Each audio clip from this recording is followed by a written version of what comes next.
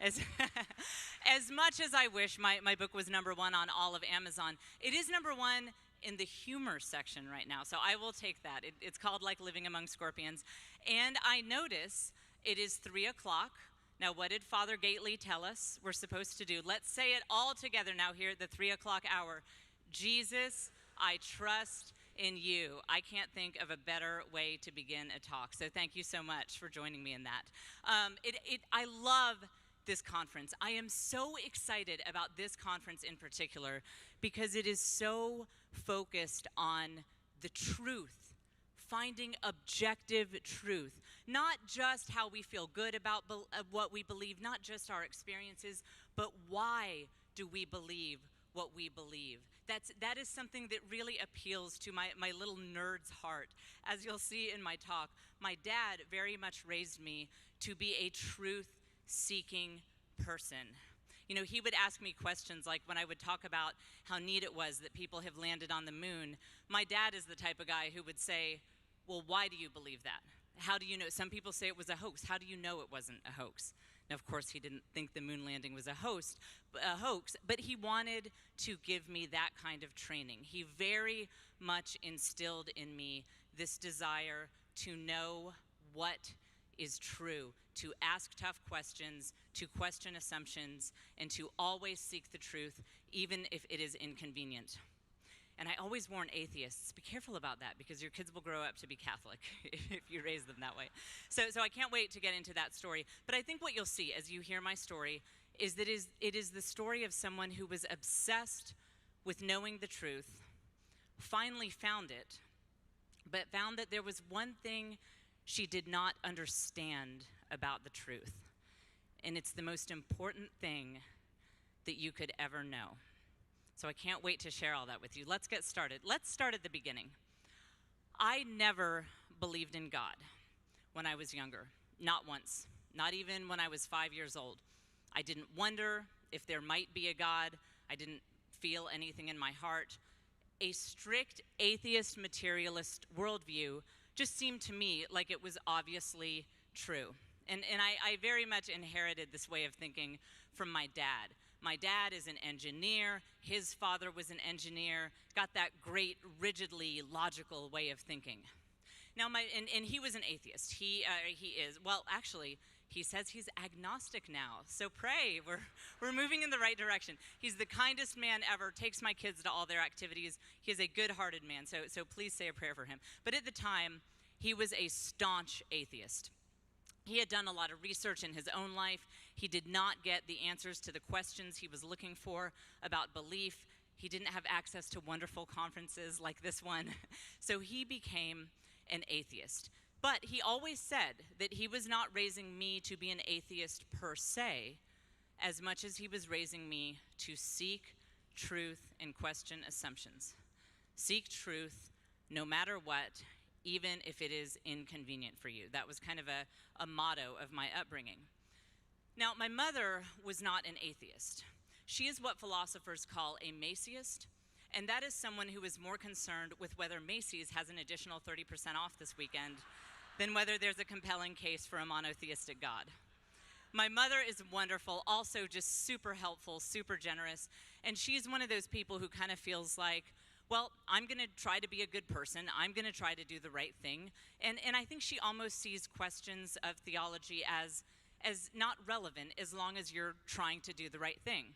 So I always tell her, you're on the right path. Just keep following that line of thought.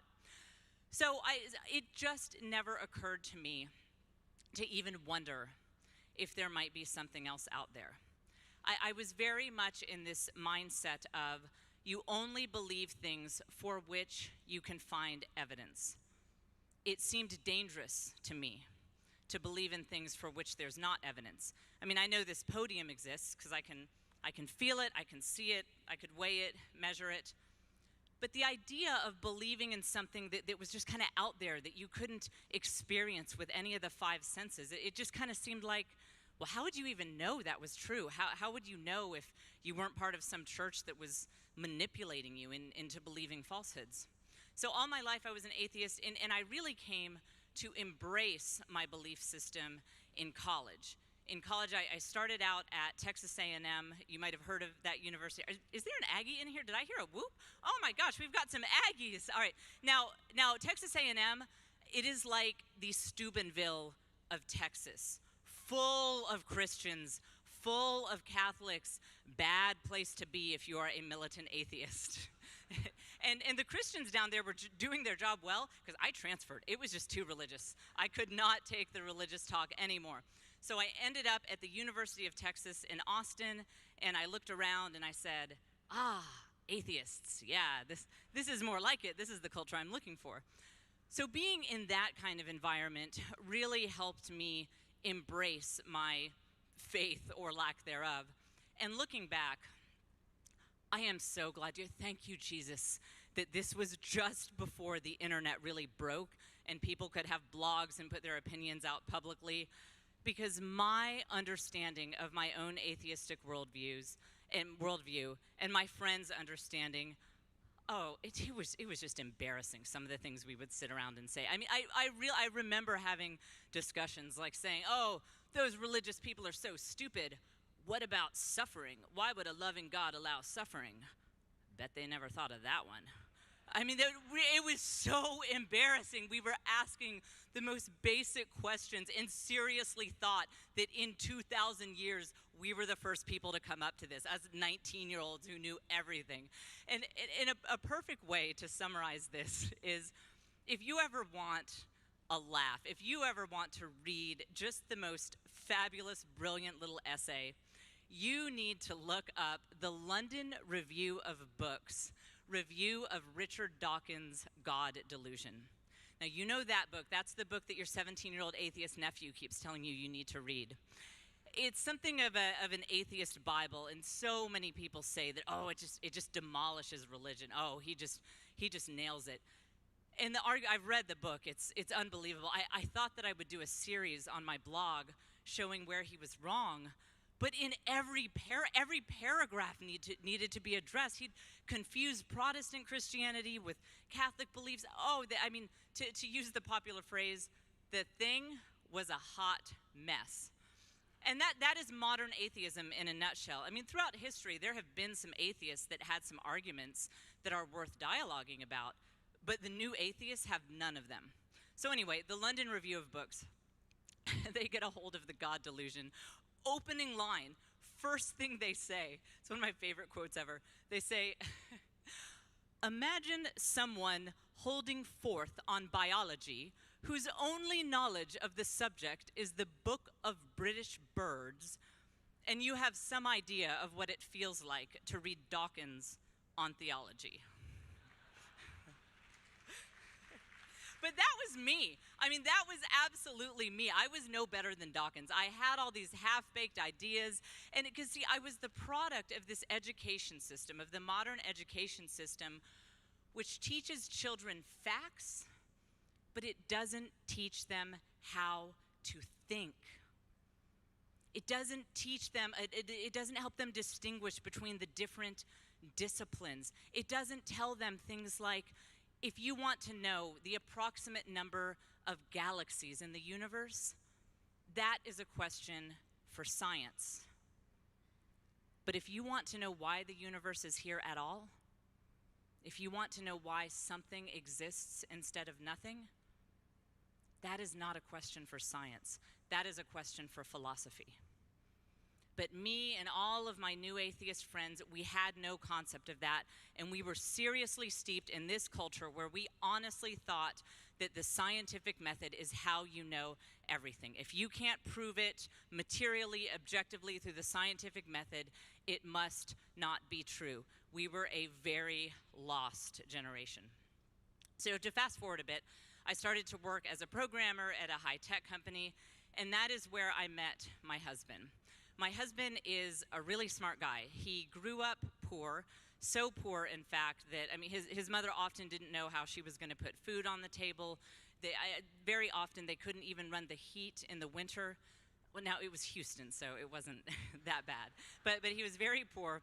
And she had heard of these places like Harvard and Yale, and no one in her family had gone to college. I mean, she didn't know much about it, but she had heard that if you go to places like that, you won't be poor. And that is all she knew. She didn't even know where they were, but she knew they existed somewhere, and that if you go to places like that, you won't be poor. And so this is the type of guy my husband is. She told him to go to schools like that, and he said, okay. And he ended up going to Yale undergrad, graduating in 3 years, Columbia Law School, Stanford Business School, and studied in the Master's Computer Science program at Stanford while he was there, because why not? And he had this amazing network of people. He had an opportunity, a possible opportunity, that if it had panned out, he would have been employee number 16 at a little company out there in Silicon Valley called Google. But if he had taken that job, he would not have moved to Austin, which is where we met. And I always tell him, honey, who needs billions of dollars when you have me?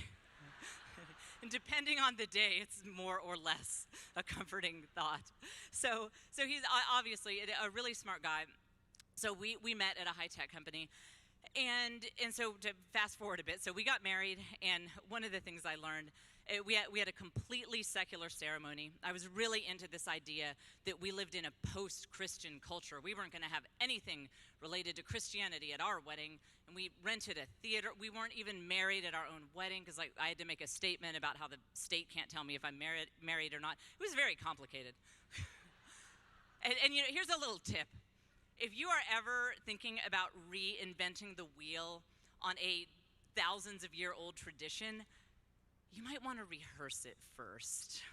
We were too busy planning the after party that ended up lasting for 12 hours, so it's good that we spent so much time planning it. We didn't rehearse our own ceremony, and Joe, he knows people from everywhere. He had people fly in from all over the world. But our ceremony, because we wrote our own vows and we didn't rehearse it, it only lasted 7 minutes. We had people from London, from Africa, and they were thinking, like, we flew across the world for this? And I wore a dark purple dress, and as I was walking out, one of my Texan relatives in his cowboy hat said, "Where's the bride?" Disaster. So again, the lesson is, if you are going to reinvent the wheel on a thousands of year old tradition, just make sure you rehearse it first.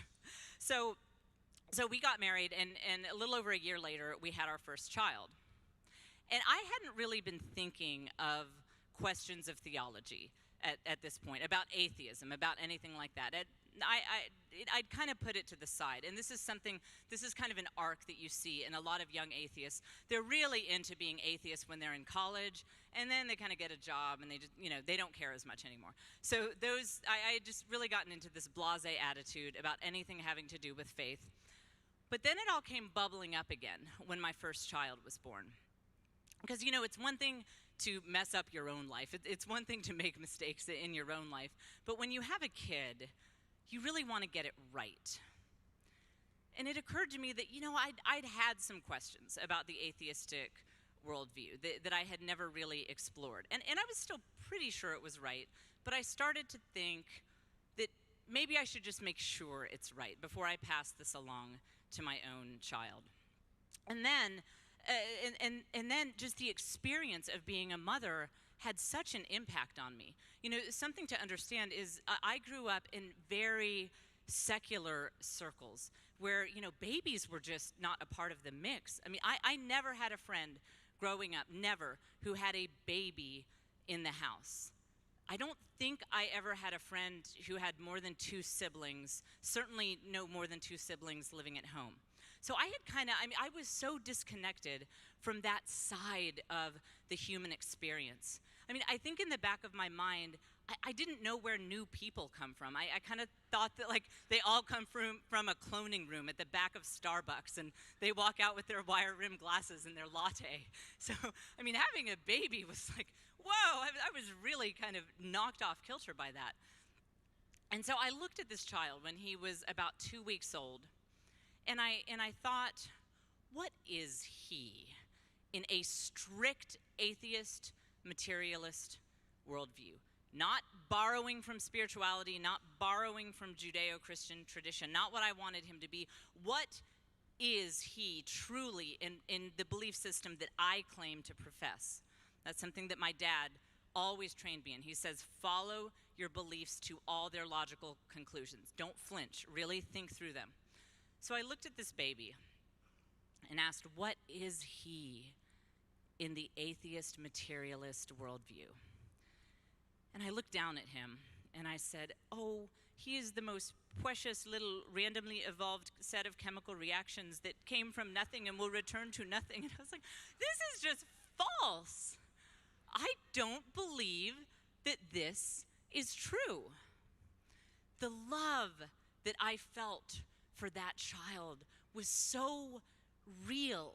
And it wasn't that I just wanted it to be real, that this was a mother trying to impute more value than it was actually there. I knew that the love that I felt for that child came from some external source to the chemical reactions in my brain, was real in the sense that if the whole world blew up tomorrow, that love would be there and would still exist in some sort of eternal way. I knew that more than I had ever known anything in my life. And that was the first moment that I was no longer an atheist.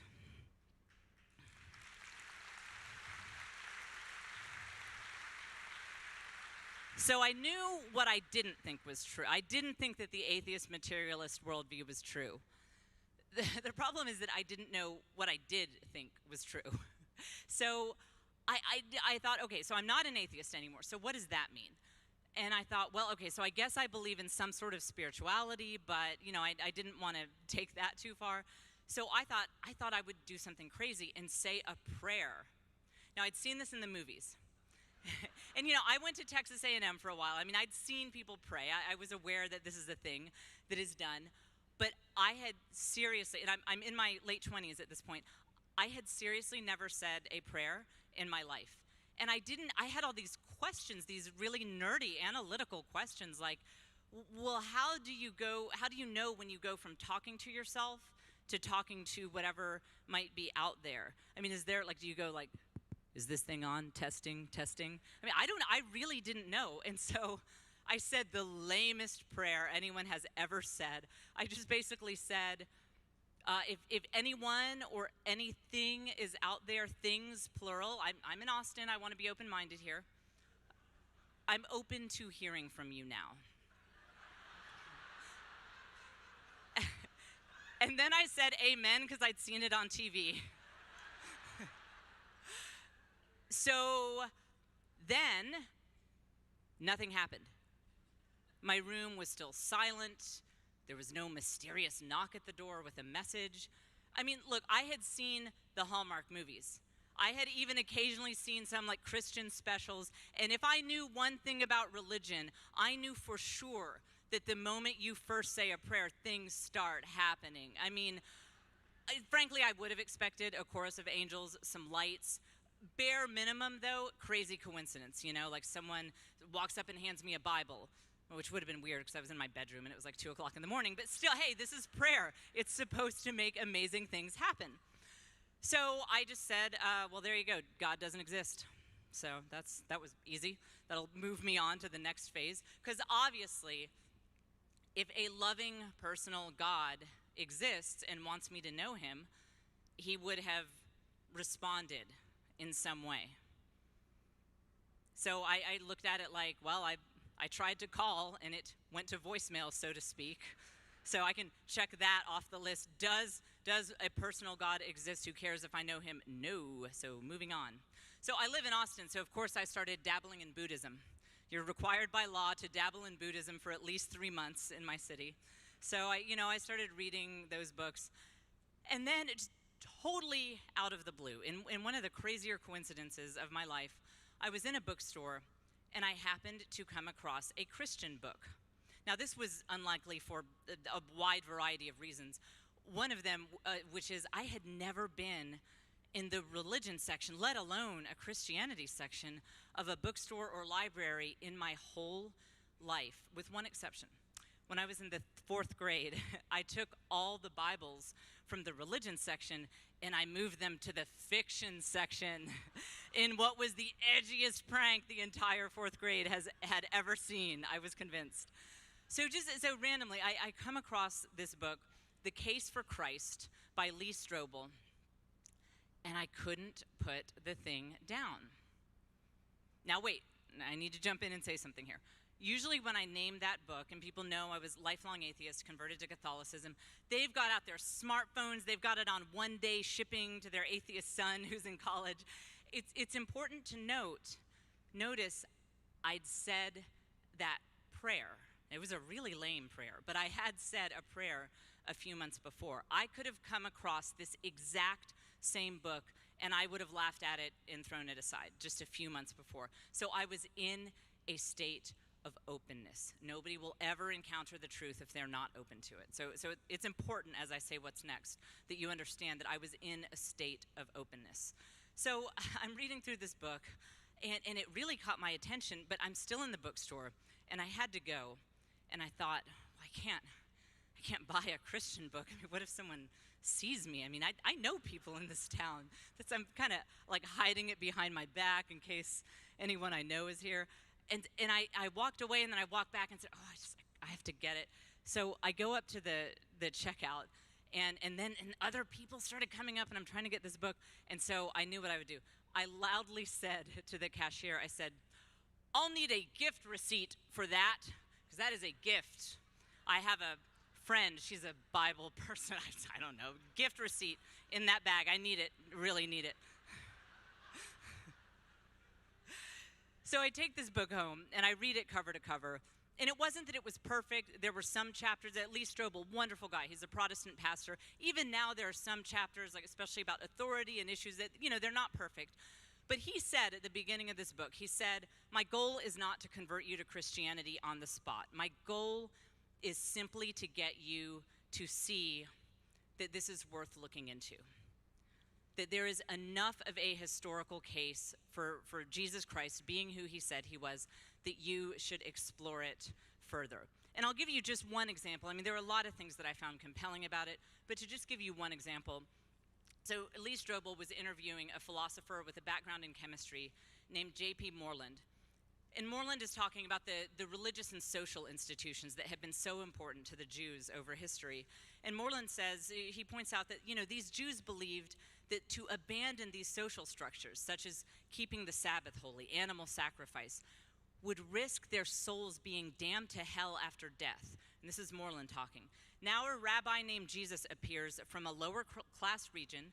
He teaches for 3 years, gathers a following of lower and middle class people, gets in trouble with the authorities, and gets crucified along with 30,000 other Jewish men who are executed during this time period. Moreland goes on to say, but 5 weeks after he's crucified, over 10,000 Jews are following him and claiming that he is the initiator of a new religion. And get this, they're willing to give up or alter all 5 of the social institutions that they have been taught since childhood have such importance, both sociologically and theologically. Something huge happened in first century Palestine. And Lee Strobel pointed out, when you look at how much these people were willing to sacrifice and how many of them were for this new religion, I mean, becoming a Christian meant persecution. Lee Strobel pointed out that, people might be willing to die or suffer for things that they think are true, but they're incorrect about. But you have all these people, but nobody is willing to suffer and die for something that they know is false. And yet you have all of these people saying that they are following Jesus Christ and that he is the Christ and that he is the founder of this new religion, and they are willing to suffer and die for this. And Strobel said no one would be, all these people who claim to see Christ risen from the dead would not have been willing to do that if they were lying. And so he takes a step back and says, you have to admit that something happened. What happened here? And he proposed a really interesting theory. Maybe they really did see Christ risen from the dead. So that got me thinking. I was certainly not anywhere near ready to convert to Christianity. I had all of these negative stereotypes about this religion, but it did got me thinking, and so I decided to go get a Bible. I'd never owned a Bible before. I knew nothing about the Bible. I was as sheltered from this book as you could possibly be and live in America today. And it caused me no end of embarrassment. When we moved around a lot, I lived in the Bible Belt many times in different places. And sometimes my parents would let me go to Sunday school with little friends. Not, even though they didn't agree with the religion, they were not going to get up early in the morning after I'd done a Saturday night spend the night. So I ended up at Sunday school. And I remember one time that I always knew to use the line that when they asked where I went to church, I would say something vague like, oh, it's a country church. Yeah, you wouldn't have heard of it. But I do definitely go to church. And one time, the sweet Sunday school teacher took all the books of the Bible and did a game where you can put the books of the Bible in order. And she said, why don't we let our new visitor start? Oh, I had no idea. But I thought I could make a pretty good guess. Like, Numbers would be in the beginning, because that was probably a table of contents. Now, I had heard of the names like Matthew, Mark, Luke, and John. Every author knows that you start with your strongest character at the beginning. So I went from Numbers, Matthew, Mark, Luke. Now, there's some big words I didn't know, so I put them at the end. Revelation would probably be first, because, you kind of want to start with a bang. So she looks at this list of the books of the Bible, and she leans down and she said, honey, where did you say y'all's family goes to church again? I knew nothing about the Bible. And even in college, I intentionally avoided courses that would talk about the Bible, even from a historical perspective, because I was into this idea that we live in a post-Christian culture and it's irrelevant. So I skipped all that. So I get my first Bible. And, I'm a writer. I like to write, and I know good writing skills. So I thought that, I'd always heard that you should introduce your main character no more than 20% of the way into the book. That's a big writing rule. Now, Jesus, he's the main character of the Bible. I'm expecting him to come in about page 30. So I'm reading through it. I had also, through these Bible school moments, I had picked up through cultural osmosis that there was something about, there were fishermen, and they sang songs, and there was bread and wine. That was also in the Bible. So I am in Deuteronomy, like, what? Whoa. And then, like, in thousands, the army was wiped out. And I'm like, where are the fishermen? This is crazy. And I was driving Joe crazy. Because Joe would come home stressed out from work. And he'd say, oh, he has some problems. And I would say, Joe, have you tried sacrificing a bird over a clay pot and dipping its blood in yarn and hyssop? It's in the Bible. I'm reading the Bible. I think I know. So Joe took me aside and said, stop, New Testament, that's the New Testament. And so, oh, that's what I was missing. And now I'm going to, by this time I felt something with this Jesus person. I felt like I was getting close to something real. And so I opened up the New Testament. It was a list of names, like just a bunch of names. And then you get to the end and it's like some guy's dream. And I was waiting. I wanted a bulleted list of like, here are the reasons why we believe what we believe. And there should at least be a strong call to action at the end. Like, if you are convinced by this testimony, then here's what you do next. And it's like some vision. Like, I don't know what to do with this. I could not have been more confused. And so I thought, okay, I'm going to stick with this, though. So I'm reading the New Testament. I did not see a clear case for what I knew to be the traditional Christian moral code: abortion, euthanasia, the death penalty. I just didn't see this spelled out anywhere. And so, of course, I turned to the internet like a good nerd. And I would ask people on the internet, like, well, I am not seeing this. And they would say, well, you need to read the New Testament with the entire Old Testament so that you know how to interpret the scriptures in concert with one another. And then it also helps if you have a biblical encyclopedia and a biblical dictionary, some reference materials. And I wanted to say, don't you guys have jobs? Because, like, I have a little kid here, and my husband works all the time, and, like, when is it that you think that I have time to become, like, a PhD in sacred scripture? Like, is this really the system that God wanted to hand us?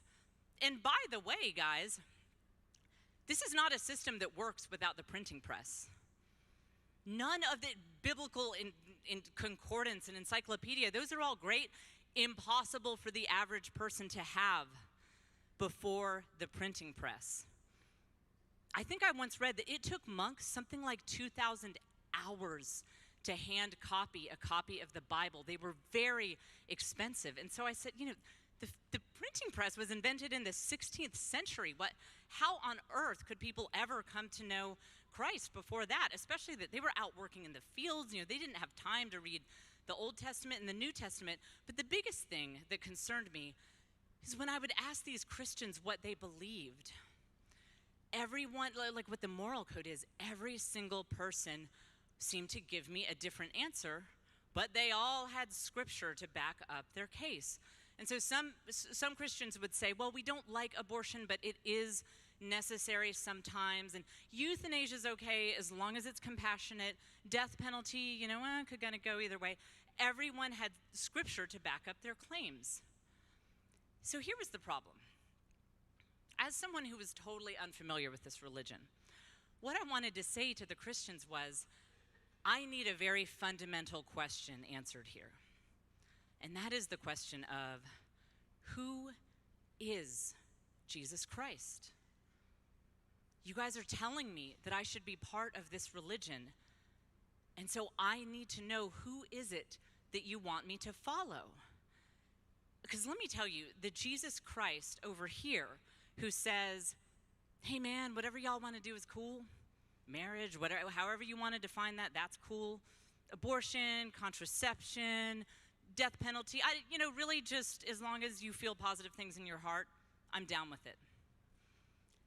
That is a different Jesus than the Jesus over here who calls us to the very highest standard of love for our fellow human beings, who says that marriage means a very specific thing because it is the protector of new human life and it is the protector of human love, who says that we must respect all human life from the moment of conception until natural death. That is a very, very different Jesus than the happy-go-lucky Jesus over here.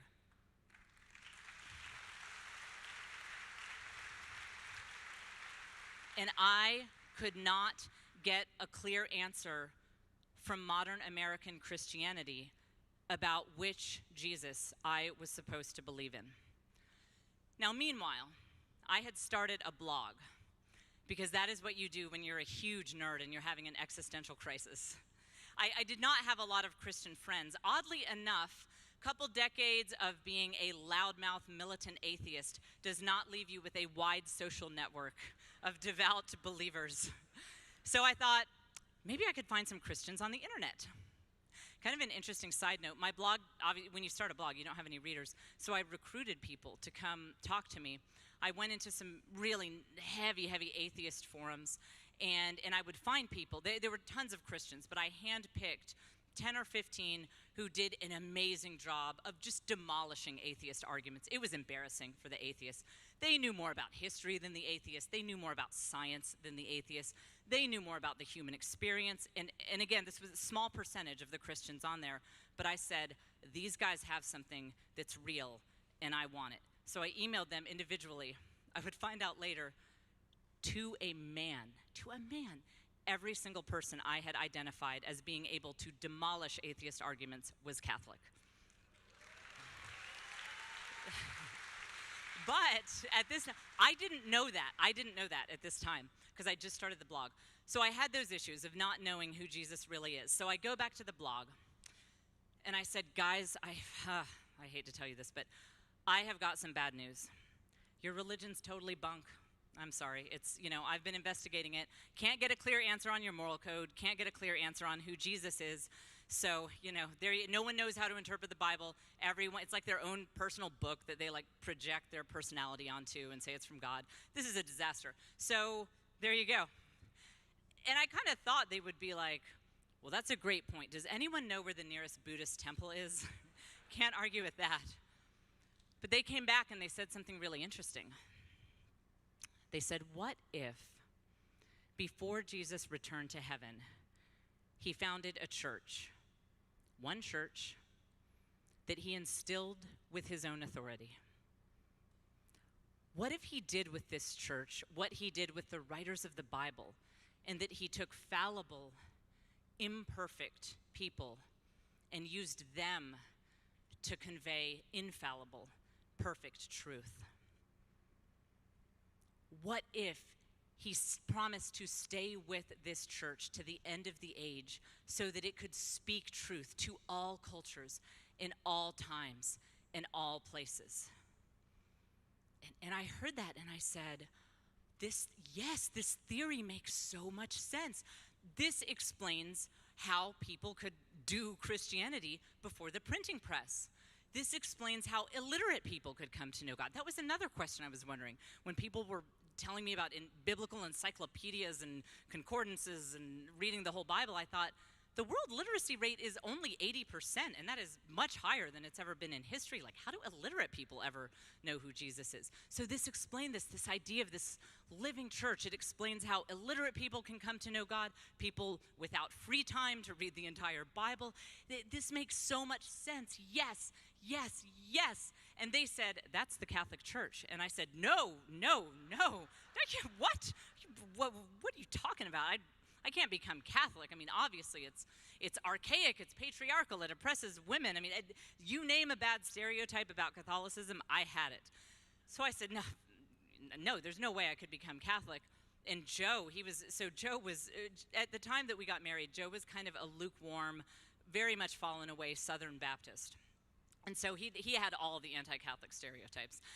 And so he'd been kind of following along, sort of amused with all of this.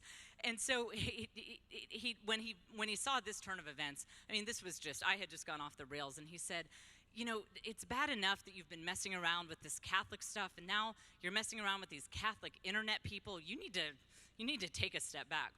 But I said to him, Joe, I don't have anywhere left to turn, because this is the only theory within Christianity that is even possible.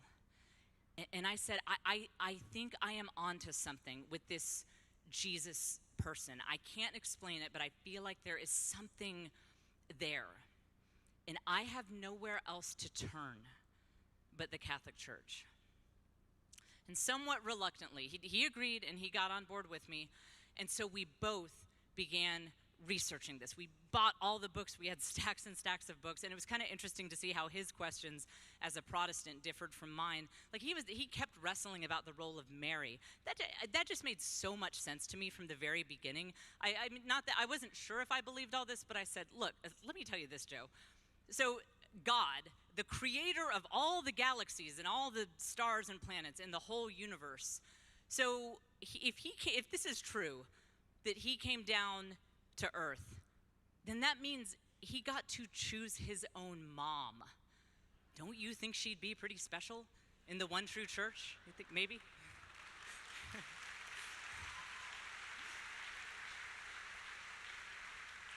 Yeah, Marian devotion, boom, easy. But I had different issues that we had to work out. But the big thing for us was the most controversial issues of the church: abortion, contraception. When we realized that the church was right on those issues, I mean, we could not have been more shocked. I was always militantly pro-choice. I donated to Planned Parenthood. I was as pro-choice as you could possibly be. I didn't even know you could be pro-contraception. I thought it was an urban legend that anyone was even anti it. So when I read the Catholic Catechism, I was shocked that even the stuff that I was most certain that I would disagree with, it just made sense. And it was the most internally consistent belief system I had ever seen. And when I read it, when I found out what Catholics actually believe, Joe and I both agree. We had all these different perspectives, but we both came together on one thing. We looked at this and we said, it's like we have discovered the owner's manual to the human soul.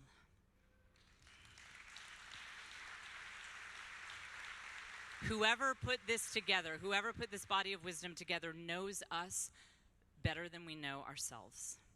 So this was the final thing I had been looking for. All along, I had been wondering, as I was getting closer and closer to the church, I thought, well, how would I know if it's true? I mean, this theory makes sense, and it all sounds right, but this is a big leap to become Catholic. I mean, how would I know if this church really were guided by God? And what I had come to is I said, I would need to see something here that humans cannot do on their own. I would need to see the fingerprints of God somewhere. And when I saw this moral code that was so reviled by the world and so counterintuitive, yet was so perfect, and it was like everything that had been written on the human heart just poured out and clarified. And when I saw that this church has been teaching this same truth, never reversing itself, saying the exact same things for 2,000 years after empire has fallen away around it, I said, here is something that humans cannot do on their own. I had found the fingerprints of God.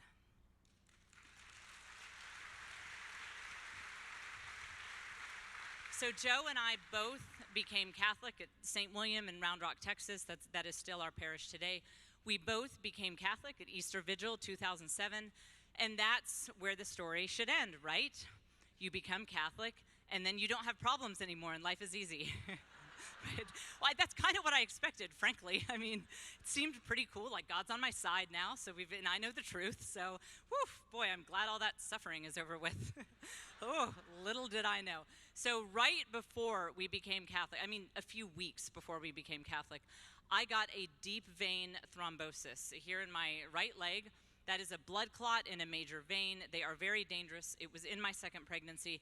It turns out that it was caused by a blood clotting disorder that makes pregnancy very dangerous for me. It makes it likely that my blood will clot when I'm pregnant. It is a rare disorder. It is an inherited disorder. And I inherited it from both parents. And the hematologist, when he diagnosed me, there was kind of this look on his face, and I think he was trying to find a delicate way to ask, did your parents meet at a family reunion? Or is there something you're not telling me? I mean, nobody has 2 copies of this gene. So it's really crazy. And it's, again, the big thing was that it made pregnancy just a mess. So first of all, treating this issue that I had, it was enormously expensive. We were self-employed, had really bad insurance. And then also just the stress of going through all that. And so we were just kind of in a bad state. We also lived with my mom. Joe was starting a business. It was just a really rough time. And so then, in my first lesson as a Catholic, that God's timing is sometimes different than your own, our third child was on the way just a few months after my second got here. And I had barely healed from the DVT. Oh, my doctors, I thought they were going to kill me with their bare hands. I mean, they just thought it was so crazy. But we were able to manage this condition with this blood thinner. The trick is the blood thinner costs $1,000 a month. And that's my insurance covered it. That was my portion. It is outrageously expensive. I mean, you could buy, I used to think of what else I could buy for that money. So we had been wiped out from the last pregnancy. We still lived with my mom. There wasn't really even room for me and Joe to live with my mom. So now bringing a third child into the mix, it was a low time for me. I was so stressed out about money. We were on the brink of bankruptcy. And I thought, so I guess Jesus was serious about all this stuff in the New Testament about how you're going to suffer if you're a Christian. Oh, this is lame. I thought it was going to be, I didn't think he was serious about that because I'd read all this stuff. But, because, the Lord had really called us into this life of, we used to live downtown and drive a Jaguar and all that. And the Lord seemed to be calling us away from that. But I was saying, this is miserable. This is hard. I am not happy. I do not like this Catholic life thing. So at that time, I was kind of trying to pray in my own bumbling way. And I just told the Lord, I am miserable, and this is too hard, and I don't think I can do this, frankly. And so this quote came to me, and it's one of those things, I read it somewhere. Someone posted it on the internet or something. And it was, I don't know if you've ever had a moment like this, but I knew that these words were what the Lord wanted me to hear right now. It's from Blessed Elizabeth Hesselblad, and she says, "Dear Lord, I do not ask to seek the path. In darkness, in anguish and in fear, I will hang on tightly to your hand, and I will close my eyes so that you know how much trust I place in you, spouse of my soul. As I reread those words, and again, I can't explain why, but you might have had a moment like that. I knew that they were the Lord's words for me. What he was saying was, close your eyes. Let me do this. You have been a control freak your whole life. It's time for you to have a rest. But here's the thing. This idea of trusting the Lord in a real way, that I'll just tell you, that is not what I signed up for. I thought that being Catholic was like, you know the truth and you follow the rules and you have less free time on Sunday. Trusting God in a real way for a lifelong atheist, that just sounded crazy. That just sounded irresponsible. So I told God, I was actually in the Adoration Chapel. I went to the Adoration Chapel and I said, I don't know how to trust you. I don't even know what that looks like. But I'll just tell you this. Here's some problems I'm having, God, and you can tell me what I'm supposed to do about them. I don't have a house. I don't have a place to live. You know what that's like. That I have nowhere to go. I can't afford this medicine that I need to save my life. And frankly, even if I did have a house, we used to live in a loft downtown. I don't have furniture for a house. So there you go. I know that, it's not supposed, prayer's not supposed to be like an ATM machine, where you get exactly what you want. But I didn't know what to tell the Lord other than what I needed. The next day, I go to the pharmacy to get my $1,000 prescription, but I realized that morning I didn't have money. Couldn't afford it. We just barely didn't qualify for financial aid programs. Sometimes the people at the pharmacy, if I looked pitiful enough, would take mercy on me and give me some samples. So I went down there and I gave this girl my name. I said, I'm Jennifer Fulwiler. I have a prescription. And I was about to say, but I can't afford it. Do you have any samples? And she just starts typing and says, that'll be $30. And I said, no, but unfortunately, I've been through this a lot. It's not $30, so double check. And she said, no, I see it right here. It's $30. So I got my full prescription, walked out for $30. Week later, Joe and I were driving through the neighborhood, happened to see a for sale by owner sign that had just been put up a few hours before. It was the perfect house for us. It is the house we still live in today. We got it so cheap from this owner who just wanted to get out of there. The mortgage company made us sign an affidavit swearing that we did not have a previous relationship with the owner because it was so cheap, they couldn't believe that we got it for that price. Furniture, I told God, I was like, I need a coffee table, a sofa, a refrigerator, and lawn furniture. Hey, you want me to close my eyes? I mean, all right, close my eyes, this is what I need. My dad got a job overseas, had a bunch of furniture he wanted to get rid of, asked if we needed any of it. 2 of the items included a sofa and a coffee table. My mom, who had not known of my prayer, said she was sick of her fridge, had wanted to get rid of it. Could we take her refrigerator? The owner of the house, who we bought the house from, just before he left, he said he was going to a condo where all the yard stuff was taken care of. He left us his entire suite of lawn maintenance stuff as a gift. Every single prayer was answered.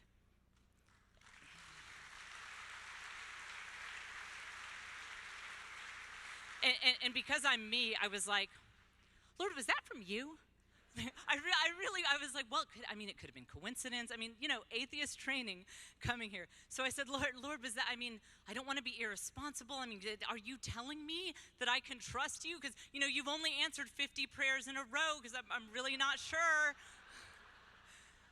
With this prayer on my lips saying, Lord, is this your sign that I am supposed to trust you? I went back to that same pharmacy. I went to pick up my prescription. Oh, yet another answered prayer is we got new insurance that would fully cover my medicine for only a $50 copay. So from $1,000 a month to $50 a month. But the new insurance would take effect in like 2 weeks. So I thought, while I still had the old insurance that was now, for whatever reason, $30, I would just save $20. I'd go down, get my $30 refill before the $50 plan started. So I go down there, same pharmacy, and I go to pick up my prescription, and the guy rings it up and says, oh, that's expensive. Oh, wow, poor you. That'll be $1,000. And I said, and it was okay because, again, the new insurance was about to start, but I said, No, it's $30. I know. We've been through this. You'll see. Last time it was $30. And he did some typing. And I said, look up when I was here last time. I got this stuff for $30. He types some more, and he looks at me and says, "Ma'am, there is no record of that transaction."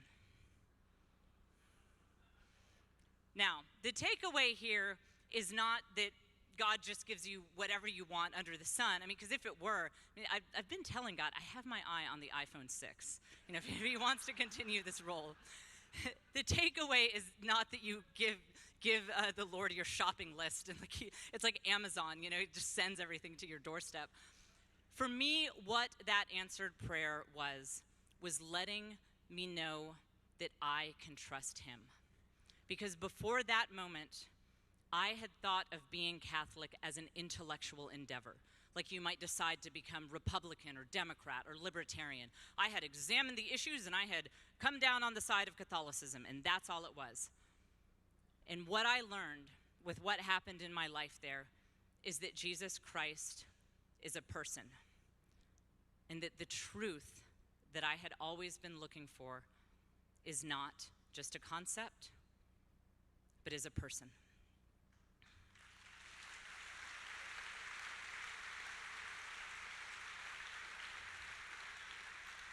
And that is what I want to leave you with here at the conclusion of my story. The biggest thing that I learned through this crazy conversion, it is the most important lesson in the world, but it is so easy to forget. And that is that the truth is not a concept, but it is a person, the living person of Jesus Christ, who is with you and will take an active role in your life, and he will help you in anything you go through. And until you understand that, you will never fully understand the truth. Thank you.